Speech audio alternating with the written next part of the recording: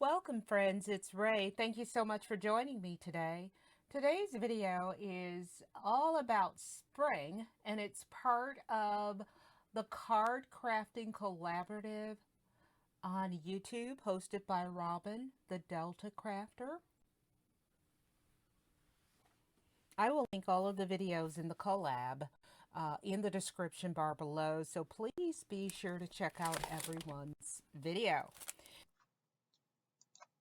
Today's technique uses the Sweet Spring Stencil, and this one has two layers, one detailed layer, but this technique is going to be good for those one layer stencils that you don't want to color, use just one color, you want multiple colors.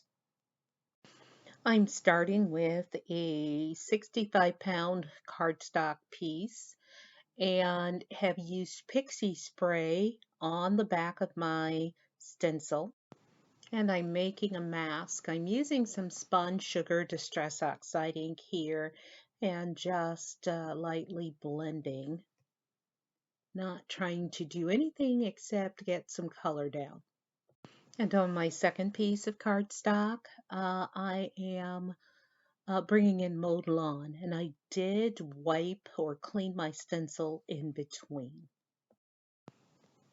When this stencil first came out, I saw a blog hop where another crafter made stencils, or mask, I should say, using the stencil, made this same type of mask. She used copy paper. I thought I'd use something a little heavier. Not sure if that was good or bad, but I am fussy cutting out just the floral pieces of this mask. So just the flowers or floral areas. And I'm going to leave the leaves intact. So once I finish cutting, I will use some tape to just kind of patch up the areas where I had to cut into my panel. And here I am doing the same on my second panel, except this one I'm cutting out the leaves, all of the green areas that I want to blend or color in green. So I will finish cutting my leaves, and I'm going to call this mask my leaves panel or my leaves mask. And then I'm applying my tape to those ends I had to cut into. And here I am bringing my stencil back in. I don't need to add any more pixie tape. It's still tacky on the back. And then bringing in my flowers mask is what I'm calling this one, where I've cut out the flowers and place some repositionable tape on the back. And then we'll place this on top of my stencil and line it up.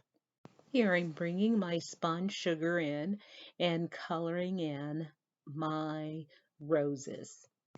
Next, I'm bringing in picked raspberry and applying that lightly on top so that I get a two-toned effect, lighter and darker with my flower.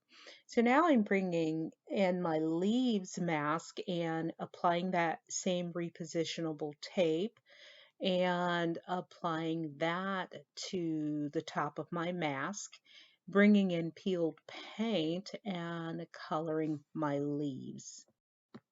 Next, I'm bringing in my mowed lawn Distress Oxide ink and lightly blending on areas of the leaves so as to have a two-toned effect. Now for the reveal.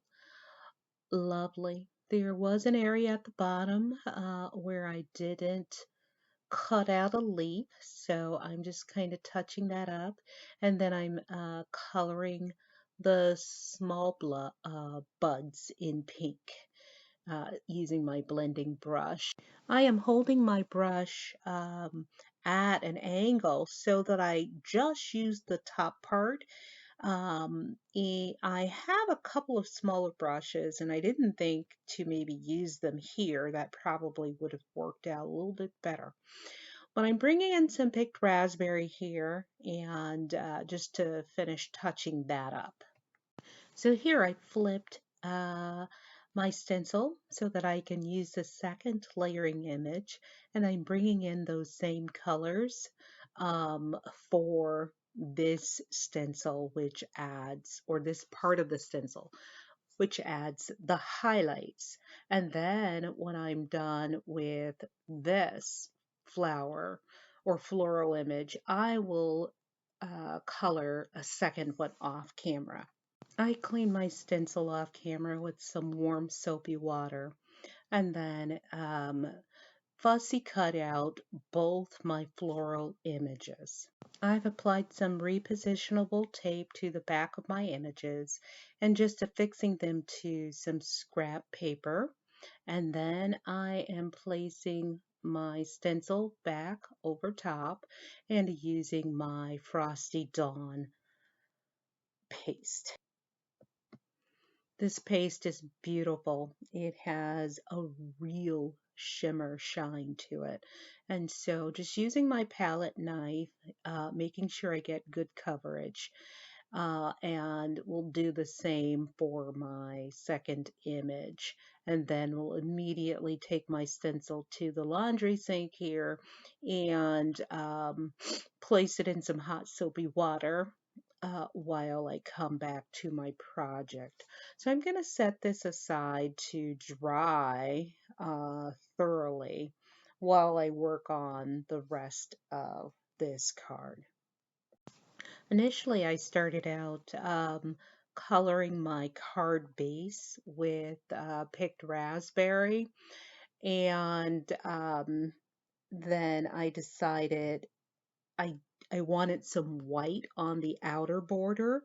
So what I did was I just cut off the front of that card base panel, and that is what I will use. I have placed my 5x7 focal panel that is cut with an older waffle flower scallop die and place that into my MISTI along with my floral images and am placing my sentiment happy on the panel where I want it, lining it up using my grid acetate piece. And once I get that where I want it, I am prepping for heat embossing. I stamp twice using Versamark clear embossing ink and my dry eraser. And then we'll use some Wow Platinum Superfine embossing powder. And I brought in a dry paintbrush to remove the embossing powder from an area there that I did not want it, and started on the back with my heat gun until it got hot, and embossed that happy sentiment. Now I'm placing my panel back into my MISTI, and I have a Mother's Day sentiment um, that I am stamping right underneath the happy. Here I am lining up or laying out my floral images where I want them on my card, and then I will use liquid adhesive on the back. I'm not popping these up. I feel like they have enough dimension with this sparkle texture paste that I've used, and it is beautiful. I just love the way this is turned out. I place an acrylic block on top to make sure that sets really well, and in the meantime, I am applying glue to the back of my second floral piece. I place the second piece slightly on top of the bottom edge of my first floral. I brought in my splatter box and am spraying my pink matte with some sparkle shimmer spray as well as my main panel. So I really didn't need any more sparkle and shimmer on my floral images, but I wanted the background or the back panel to have the shimmer. And so I just went ahead and sprayed the whole thing because I didn't think about it before I affixed my florals. But love it. You just can't get any more sparkly. At any rate, I am applying double-sided tape to the back of my panel and doing overkill because the focal images are a little heavy and I definitely don't want this to buckle.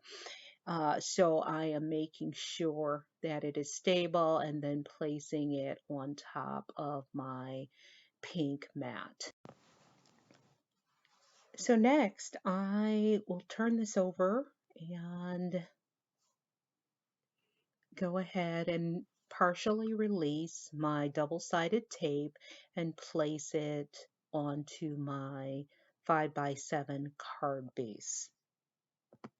After I get my main panel positioned just where I want it, I remove the rest of the release tape and affix this to my card base and turn it over, trim off those portions of my leaves that were sticking out to the right.